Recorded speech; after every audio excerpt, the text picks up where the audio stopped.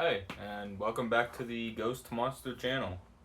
Um, Today I'm going to be ranking my top 10 comics of the year so far, since we're halfway through.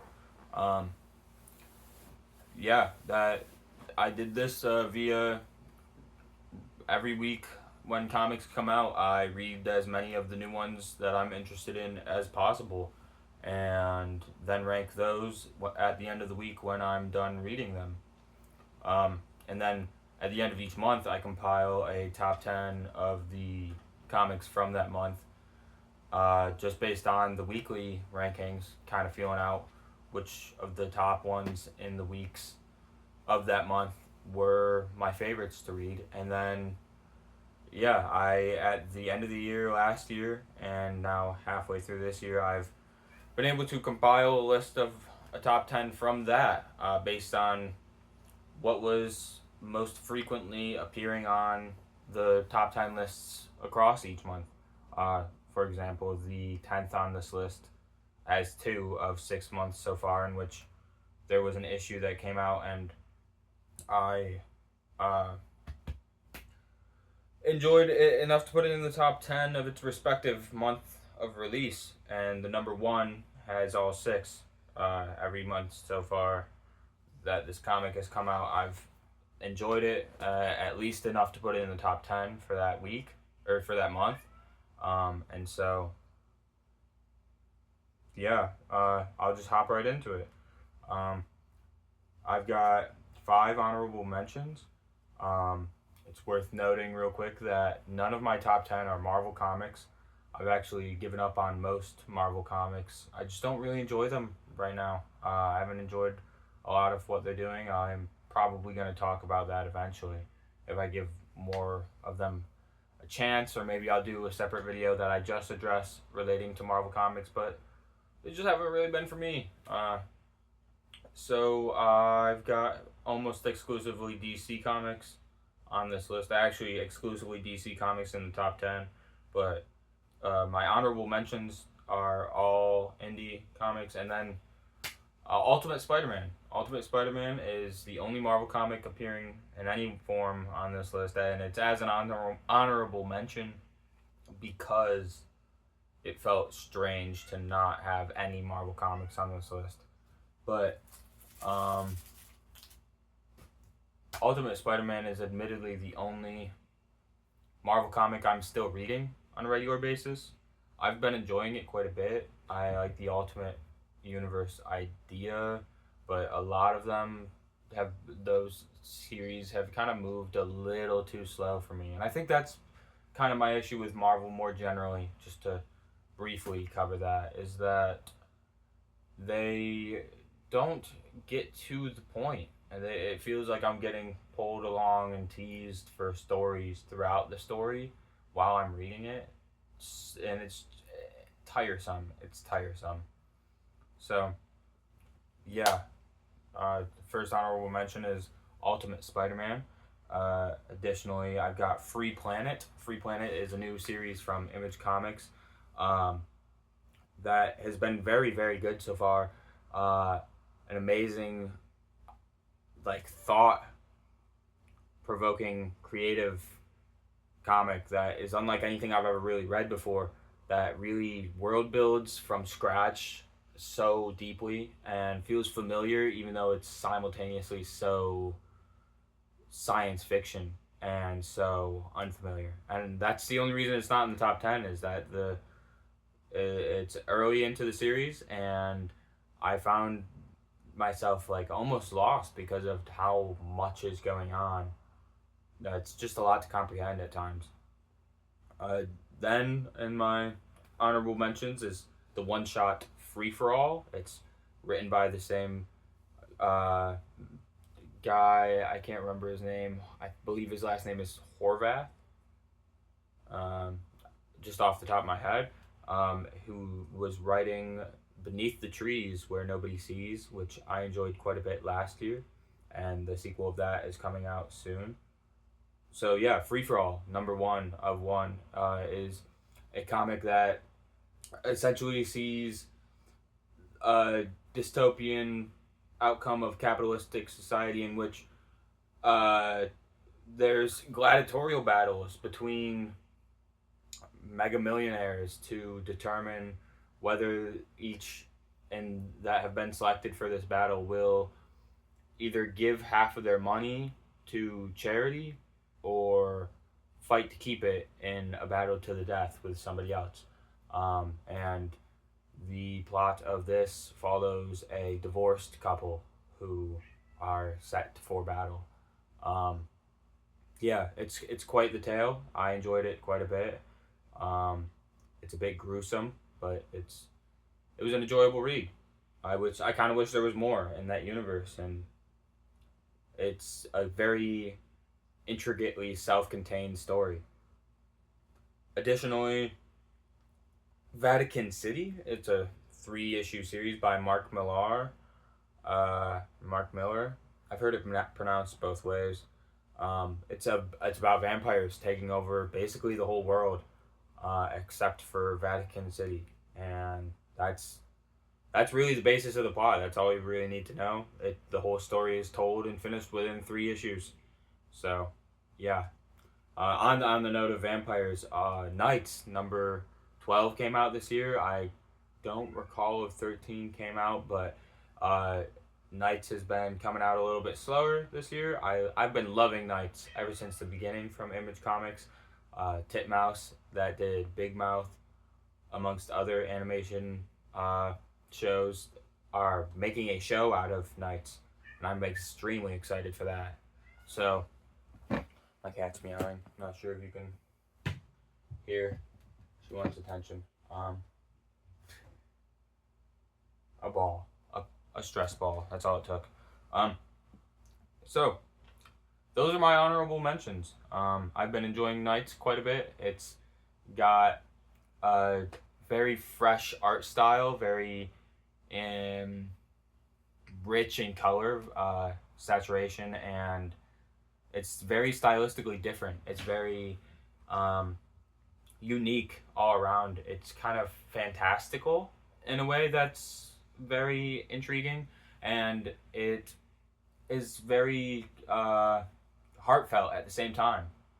So I've been enjoying Knights thoroughly. I actually got a copy that is signed by the Wyatt Kennedy, the creator, and that's the second volume. And I've been reading it since it first came out, and I can't recommend it enough. It's really so good. Just not enough has come out this year for it to be in my top 10, or I'm sure it would be. Um, so yeah, let's get started with number 10, which is Batman, Superman, World's Finest.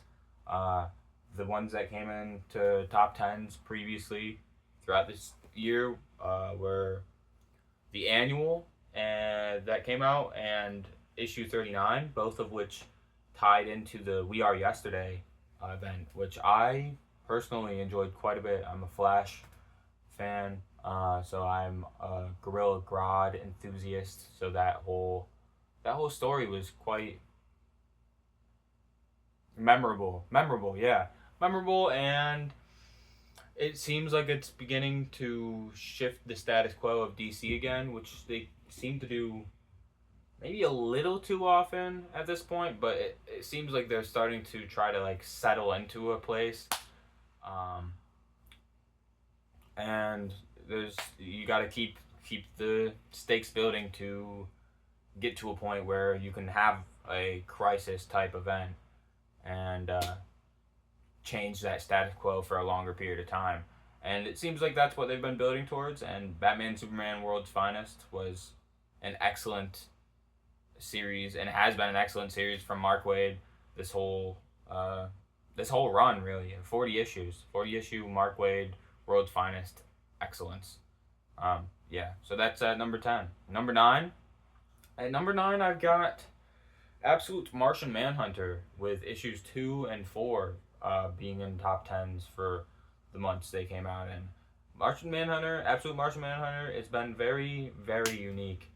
There's really nothing like it in comics, and arguably nothing really like it in visual or written media, I would say.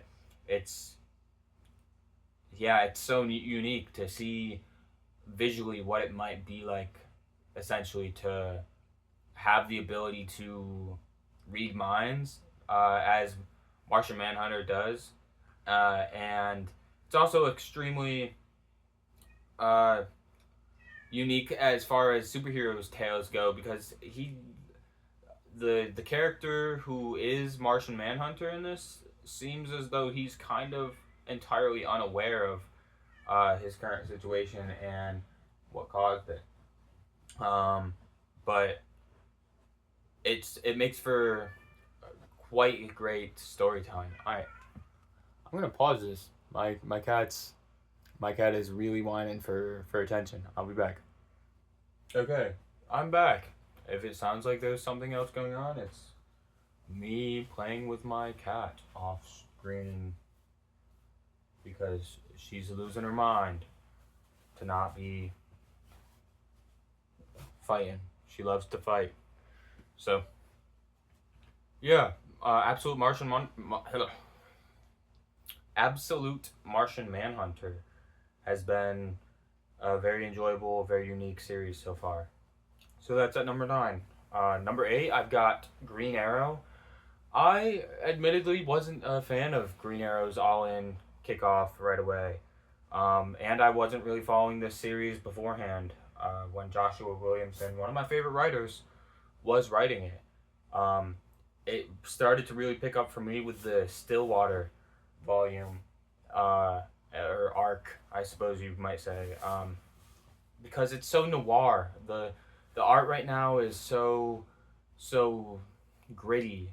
So I really don't think that there's a better way to describe it than noir. It feels gritty in the way that the CW show feels at times, especially the most recent issue. So I've just been super engaged with that because the CW Arrow show, I wouldn't say got me into comics. I would say the Walking Dead comics got me into comics. But the CW DC universe is definitely where a big portion of my media enjoyment at a young age came from, within the DC universe. More so than animated shows, I would say. And certainly more so than movies growing up. Yeah. So, Green Arrow's at number 8, and that's got issues 20 and 22 from previous top 10s. At number 7 is Green Lantern. Green Lantern, I've got 19 and 24 listed. Really, I feel far more strongly about the series than that. But Green Lantern has been such a perfect epic sci-fi adventure from issue like 7 on. And the first 6 issues feel like just as good, just on a very small scale by comparison. It ramps things up very quickly and has been on pace ever since. And honestly, the only reason it's not higher and the only reason there's not more that have made it into the top 10 is because there's so much going on that it can be like overwhelming to keep track of at times. So yeah, I've got it as low as 7 because of that. But at the same time, I don't discount it at all as a work of art, as a work of creative expression, and as a work of sci-fi within the DC universe especially. It's pretty groundbreaking in my opinion, the Green Lantern series, and it's definitely worth checking out. It's about to keep breaking new ground, keep making status quo for the DC universe as far as Green Lantern, as they already did the Civil Core special. Now they're about to do the Starbreaker Supremacy arc. So yeah, it's a crossover event with Green Lantern Corps, which also has been very good, but even more characters. It's a lot to keep up with, but I've enjoyed it quite a bit, and it's definitely worth checking out. At 6, I've got Detective Comics. I've got mixed feelings towards Detective Comics. Well, I've got mixed feelings towards Detective Comics, yeah, because I don't know. Sometimes it just loses me because I'm reading the main Batman series and I'm invested in that, and if it feels too different, then I feel a little like jarred. It seems a little jarring to me to go back and forth with two Batman stories that are like simultaneous, kinda to a degree. I don't know. It messes with my head a little too much. So I tend to favor one over the other. And I was enjoying Chip Zdarsky's Batman run, so I wasn't really reading. I think it was Dan Waters doing Detective Comics right after Rom V for a couple months, or maybe it was just Rom V right into Tom Taylor, but I forget. I really like Rom V. I didn't love what he was doing with Batman just because I didn't personally love the art on a consistent basis. It felt a little supernatural, and I've just personally never been a huge fan of supernatural Batman.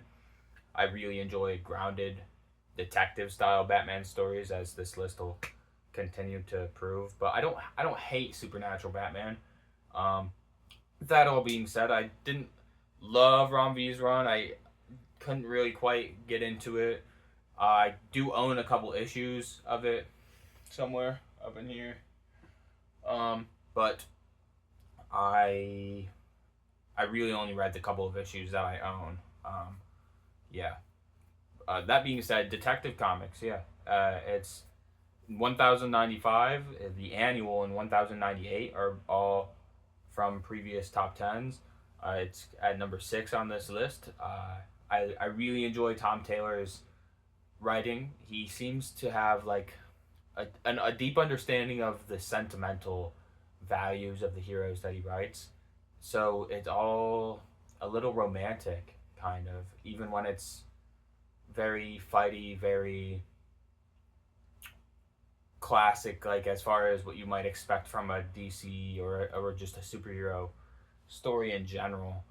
There's this sense of romanticism with the characters, and I appreciate that in the writing. It feels poetic, uh, in a way where even if I'm not immediately sure what's gonna happen, I trust Tom Taylor's judgment with the characters more so than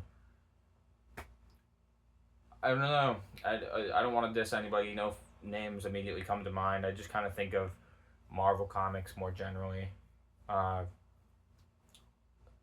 yeah, completely drawing a blank, and that's unfortunate for the sake of argument's sake. Anyways, yeah, the Detective Comics is at number 6. It's quite good. I don't want to spoil anything, but it's hard to explain exactly what's going on. Basically, current canon, new status quo, high stakes detective story, and that's really all it takes for me is make it have stakes that feel relevant, and you'll almost definitely pull me in, especially when it's within a bigger universe that I'm familiar with, such as DC, and you're using a character so pivotal to it, such as Batman. Um, by comparison, I've read reports that like Peter Parker, for example, they and like the Marvel editorial enforces this idea that Peter Parker has to remain within a status quo of consistently learning, so he's consistently got to be set back, kind of, and it makes for some redundant reading. My cat's napping now, just staring at me in the other room, loafed up. Um, yeah. At 5, I've got the New Gods. The New Gods has been a little bit over reliant, in my opinion, on marketing the general DC Universe characters to bring in readers when the issues contain almost no general DC Universe character appearances. But as a New Gods fan and somebody who enjoys Ram V's style of writing, it's very structured, very well narrated. from like an omniscient perspective. You don't get that a whole lot in comics. So the New Gods has been very good. And I also love Mr. Miracle. Mr. Miracle is one of my favorite comics of all time. So the New Gods, engaging with new content relating to those characters that like is actively taking place and ties into the bigger picture of the DC universe is exciting to read. Um, so I've got 2, 3, and 6 from previous issues. 2 and 3 do a really good job of building into the story that's going on while tying back into things that have already kind of been canonized with the New Gods. And then 6 is a really, really good issue on the Black Racer, if I recall correctly. Yeah, the New Gods is good. It's worth reading. Shout out Ram V. Shout out whoever the artist is on that. I'm bad with artists because I'm a word thinker and not a visual thinker. So I want to get better at memorizing artist names and even letterers and pencilers, inkers. I want to know people's names because people deserve credit for being part of this creative process. Um, so I'll work on that and I'll maybe figure out a process that is better for that. Yeah. So top 5 here. New Gods at 5. Number 4, I've got Batman and Robin. Batman and Robin has 4 issues from the 6 months so far that made it into the top 10 of its respective months, and I gotta just say I've been loving Batman and Robin since issue 1. It's really been hitting for me, even though they've switched up writers a couple times now. It's felt very fluid, very cohesive, very relevant to both characters. At times, I worried that it was kind of gonna go off the rails and like feel a little bit out of touch with the context of Batman and Robin and the rest of the DC universe.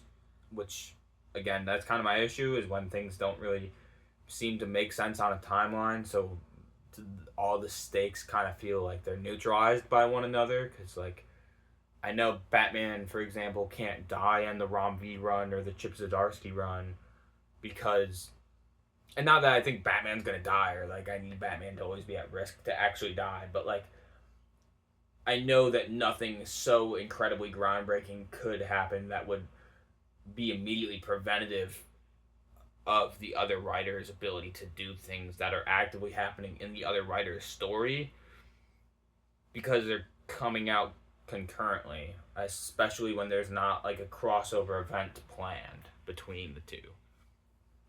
And if you're a comic fan, I hope that makes sense and you know exactly what I mean, regardless of if you share this take. If you're not a comic fan, that's just how I feel about it. Yeah. So Batman and Robin's been really good. This year I've got 18, 20, 21, and 22 all in there. It's been supernatural for a hot minute now. Very supernatural, but very engaged with detective work. It's been very engaged with Batman's past before being Batman. Very engaged with Damian Wayne and Damian Wayne's uncertainties towards being a Robin that each Robin kind of has gone through before. So that's exciting because it suggests that maybe he won't always be Robin. Maybe he'll turn into some other character like the other Robins have, i.e. Nightwing and Red Hood, if you're not familiar. But yeah, it's been a very good story so far. Lots of moving parts, but impressive overall. I've enjoyed it quite a bit more than I expected to because I have not always been a Damian Wayne fan. If you're not a Damian Wayne fan, give this a shot if you want to appreciate and have a better chance at enjoying Damian Wayne content, because I know that he's been written to be kind of annoying in different ways at different times. He's not so annoying in this. I think he's a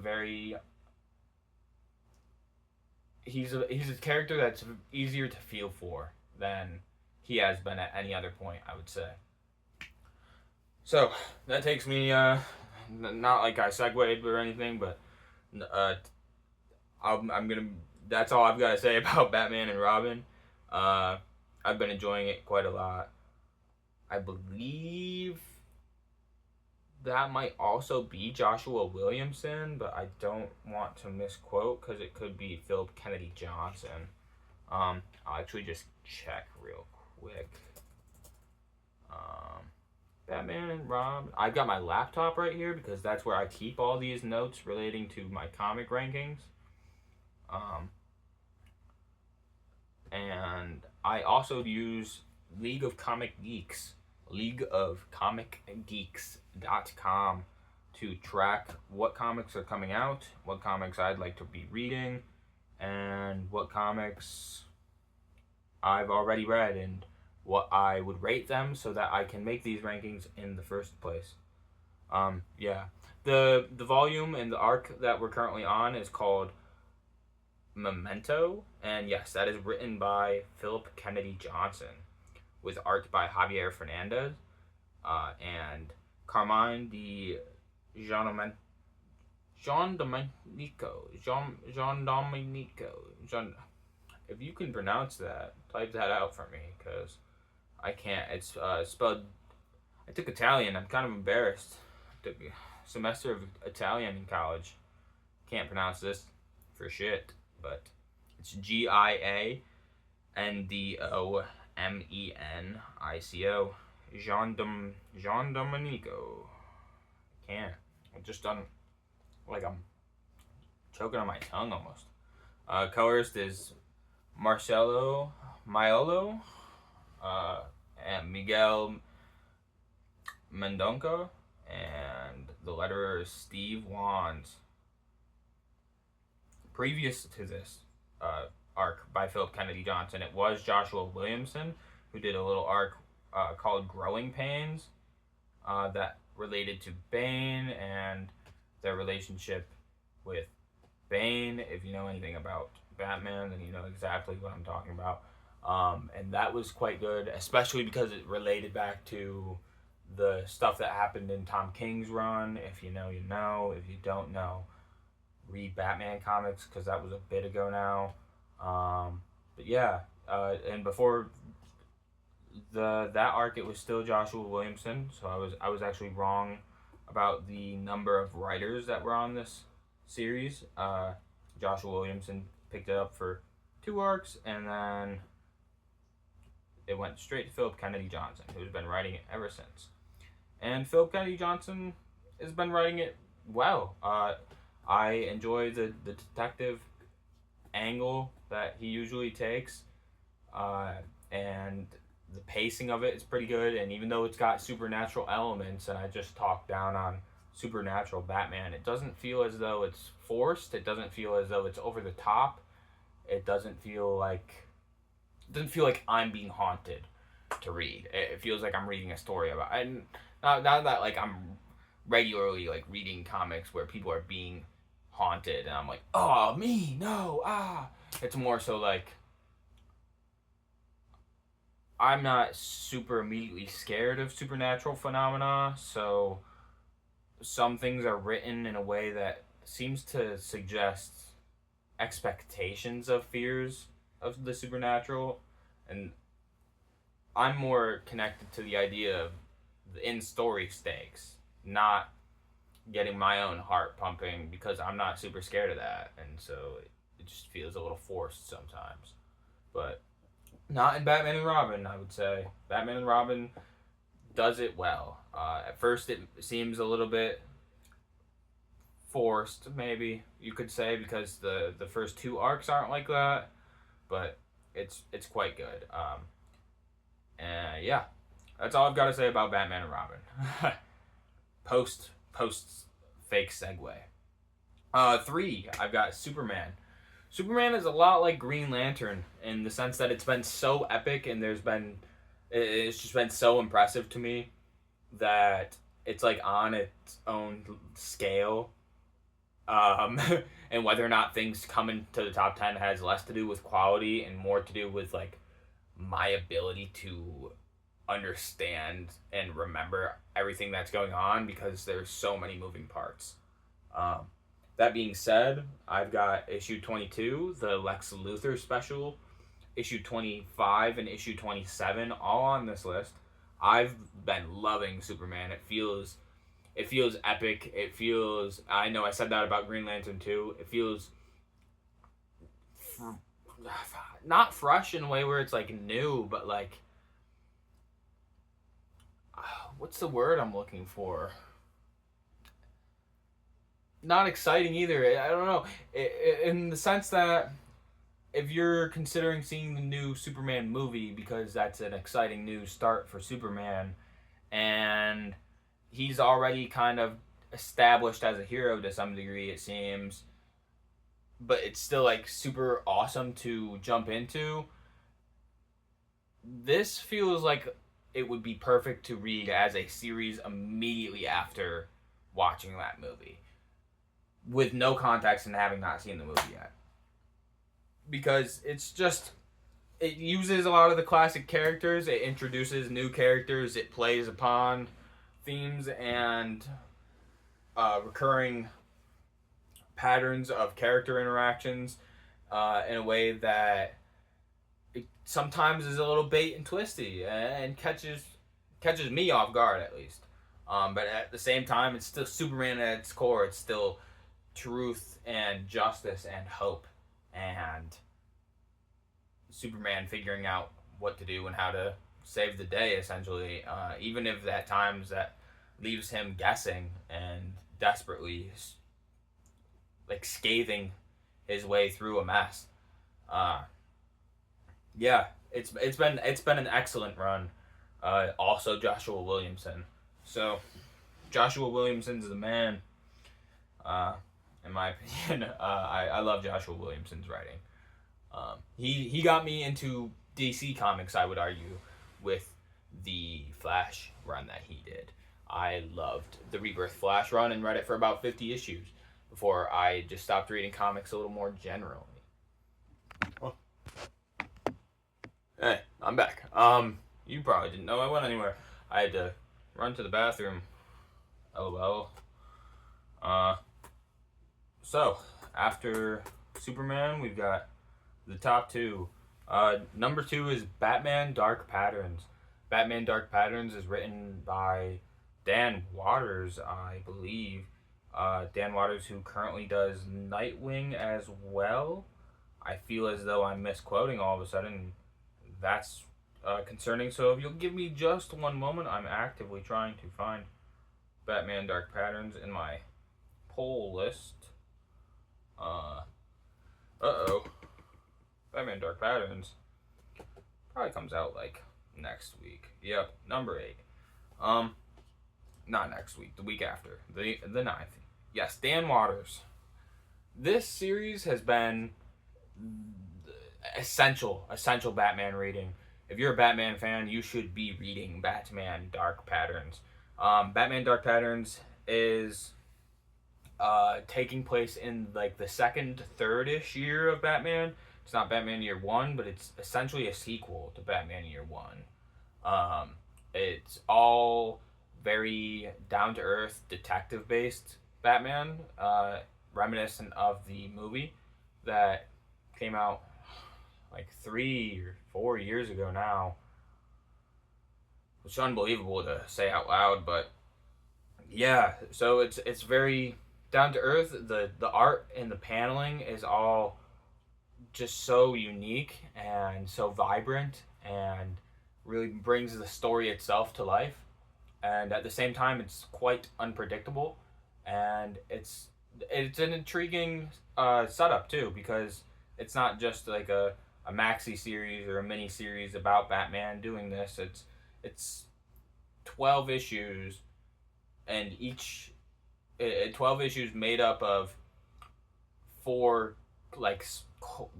cases that Batman is investigating, and so each case takes up 3 issues. We're coming up on issue 8 now, which is in the middle of the third series, or not series, but the third story. And the first 2 stories I enjoyed quite a bit. And the issues that I had in previous top 10s include issue 3, 4, 5, and 7. I didn't love the conclusion of the second one with issue 6, but I didn't hate it. It just felt a little choreographed, a little setup, a little predictable before I read it, because it's very conclusive. You know, not too much is going to happen that you don't know about the character because of when it happens, but at the same time, it introduces a creepy coroner with some strange vibes. It's got some very memorable villains and some very thought provoking ideas about villainy and about psychology. Yeah, Batman Dark Patterns. It's been a very good read so far. And that brings me to number one. Number one is far and away my favorite comic so far of this year. Maybe my favorite comic of all time by the time we're said and done, because it's been just blowing me away so far. Um,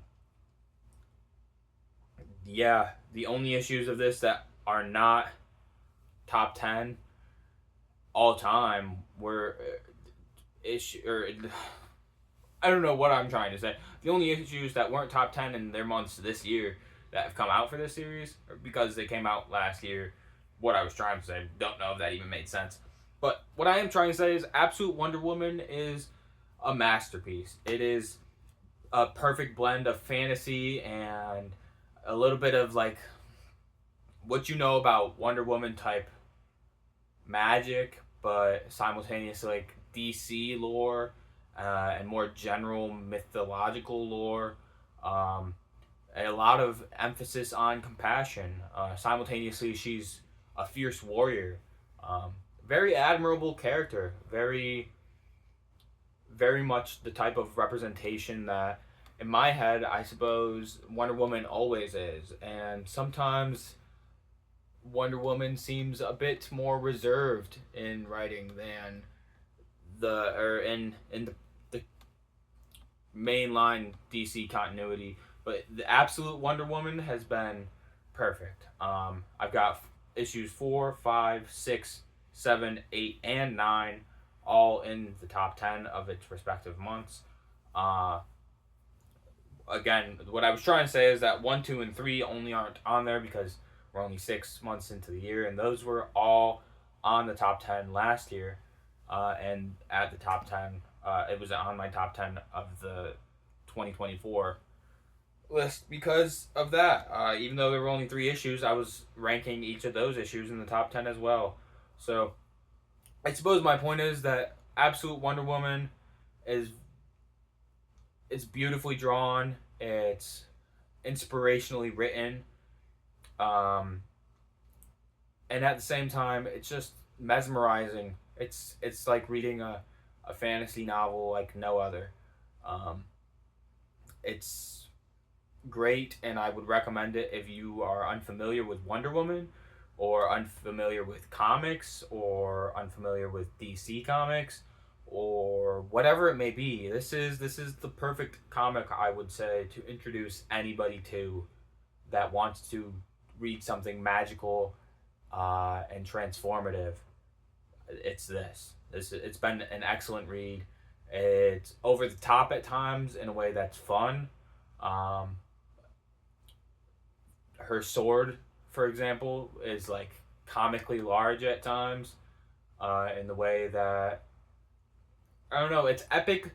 It's over the top, but it doesn't feel like it's overstepping its bounds because it introduces magic and the ideas of who this Wonder Woman is in a way that when it's rolled out to you, it's kind of, or when it was rolled out to me, it just kind of everything has made sense along the way.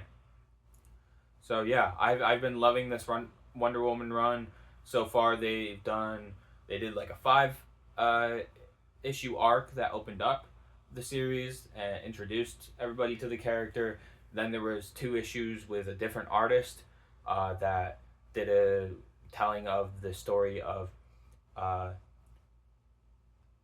what's it called, the woman and the tiger, story that had a little 2 issue arc. If you're familiar, especially if you're a Young Justice fan, it's the same story, but Absolute Wonder Woman's talking about it and engaging with it. And then another arc that has just recently started up with issue number 9, or issue 8 and 9, which has been equally intriguing. and reintroduced Doctor Poison, Doctor Phosphorus. No, Doctor Poison. Doctor Phosphorus is from the Creature Commandos. Doctor Poison was reintroduced into the Absolute Universe as well during this run so far. Yeah, it's just all around been firing on all cylinders. So those are my top 10 comics, and a handful of honorable mentions for 2025. I hope you enjoyed, and I hope you return to the Ghost Monster channel soon. Peace.